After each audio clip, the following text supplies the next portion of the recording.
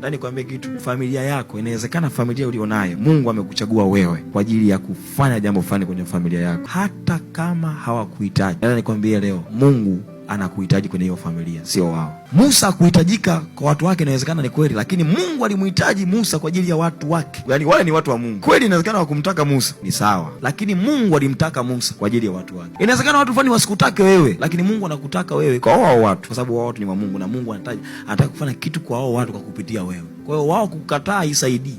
Kwa hiyo wewe kubali, kama Mungu wewe unataka niende nifanye hiki, sawa, niko tayari. Na Mungu atakupa namna. Unajua Mungu alimpa ishara Musa. Alivyoenda wakati mwingine tena alivyorudi, haikuwa vile. Aliwaambia Mungu amenituma. Mungu yupi? Akawaambia Mungu wa Ibrahim, Isaka na Yakobo.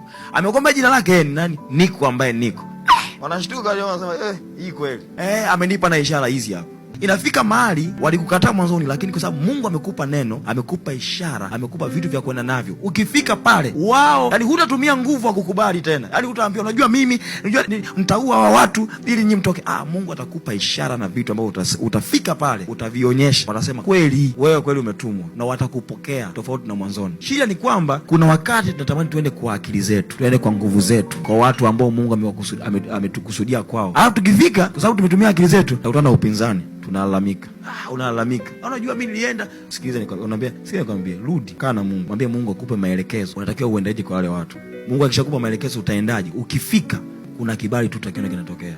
Kwa sababu una maelekezo ya Mungu, sio maelekezo yako. Maelekezo ya Mungu ambayo hayo maelekezo hamna namna wanaweza akakataa, kwa sababu wameshachoka kukaa kwenye hiyo hali ambao wako nayo. Unajua ile kumkataa Musa sio kwa sababu walikuwa hawajachoka kukaa kwenye utumwa. Walikuwa wamechoka kukaa kwenye utumwa. Lakini Musa alienda na strategy yake. Strategy yake ikafanya wamkatae zaidi. Kama wao wanataka kutua kama wewe vipi bwana? Sasa alivyoenda mara pili kwa tofauti kabisa. Yaani ilikuwa ajabu sana. Ni kama Mungu alionyesha mkono wake yeye mwenyewe. Mwanzoni Musa alionyesha mkono wake yeye mwenyewe, hakufanikiwa. Mara ya pili Mungu anaonyesha mkono wake yeye mwenyewe, alafu mambo yanatokea. Safari hii Mungu ataonyesha mkono wake na vitu vitakaa sawa.